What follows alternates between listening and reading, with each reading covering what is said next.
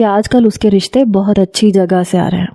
وہ تو بس میری وجہ سے انکار کیے جا رہی ہے. بس یہ اگلے 2-4 مہینے میں میری پروموشن ہو جائے پھر بات کروں گا. میں جانتی تھی جھوٹے بہانے لگا رہا ہے, 1 نمبر کا جھوٹا ہے. میں نے کہا بات سنو, یہ جو تم بہانے بنا رہے ہو نا, میں سب سمجھتی ہوں.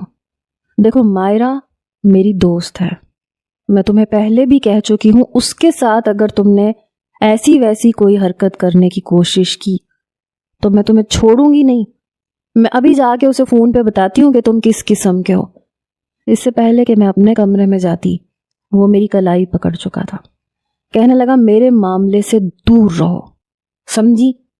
اگر تم نے مائرہ سے کوئی بھی بکواس کی تو یاد رکھنا مجھ سے برا تمہارے لیے کوئی نہیں ہوگا.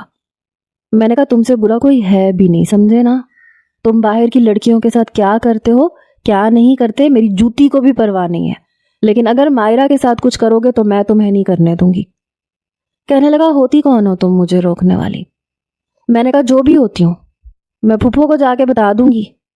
وہ کہنے لگا مجھے دھمکیاں مت دیا کرو, ہمارے ٹکڑوں پہ پل رہی ہو اور ہمیں ہی آنکھیں دکھا رہی ہو. اس کی بات نے تو جیسے میرے اندر آگ سی لگائی. میں نے اس کا گریبان پکڑ لیا. میں نے کہا میں تمہیں چھوڑوں گی نہیں. کیا کہا تم نے؟ تمہارے ٹکڑوں پہ پل رہی ہوں؟ امان کہنے لگا تو اور کس پہ پل رہی ہو؟ میں کماتا ہوں, میں اس گھر کو چلا رہا ہوں. میں نے کہا تمہارے باپ کا گھر نہیں ہے یہ, اس گھر میں میرے باپ کا بھی حصہ ہے, صرف پھپھو کا نہیں ہے.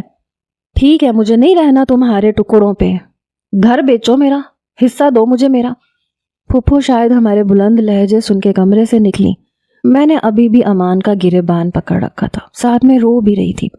کہنے لگا میرا گریبان چھوڑو ورنہ ایک چماٹ مار دوں گا تمہارے منہ پہ. وہ بھی بڑے غصے میں تھا. پھپھو نے آ کے میرے ہاتھ سے اس کا گریبان چھڑوایا. کہنے لگی کیا ہو رہا ہے یہ, تم دونوں پاگل ہو کیا؟ بچے ہو کیا تم دونوں؟ جانوروں کی طرح لڑ رہے ہو. میں نے کہا پھپھو یہ مجھے تانا دے رہا ہے, کہہ رہا ہے میں اس کے ٹکڑوں پہ پل رہی ہوں. یہ کہہ کے میں تو پھوٹ پھوٹ کے رونے لگی.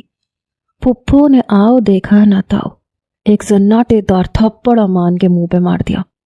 وہ کہنے لگا اماں آپ کو پتا بھی ہے بات کیا ہوئی ہے؟ پھپھو کہنے لگی منہ بند کرو اپنا, تم جتنے بدتمیز ہوتے جا رہے ہو میں اچھے طریقے سے دیکھ رہی ہوں.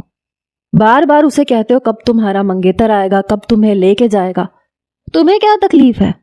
تمہارے سر پہ نہیں بیٹھی ہے وہ, اس کے باپ کا گھر ہے یہ, جب تک اس کا جی چاہے گا وہ رہے گی. تمہیں اتنی تکلیف ہے تو نکل جاؤ تم یہاں سے. کیا سمجھتے ہو تم اپنی نوکری کے بل بوتے پہ مجھے اکڑ دکھاؤ گے؟ میری